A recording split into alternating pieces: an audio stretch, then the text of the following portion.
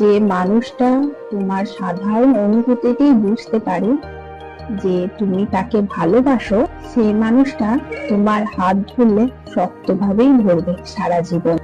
আর যে মানুষটিকে তোমার বারবার বুঝিয়ে দিতে হয় তোমার অনুভূতির কথা, মানুষটা তোমার হাত ধরলেও একটা সময় বোঝা হয়ে যাবে তার কাছে। তাই অনুভূতিগুলো যত্ন করে রেখো তোমার কাছে, নিজেকে সস্তা করে ফেলো না। মনে রেখো, এই পৃথিবীতে মানুষ বড়ই স্বার্থপর। এরা মেঘের মতো অভিনয় করে আর বৃষ্টির মতো আপন করে নেয়, আর দিনের শেষে ভালো মানুষগুলো কষ্ট পায়। তাই অনুভূতিগুলো নিজের কাছে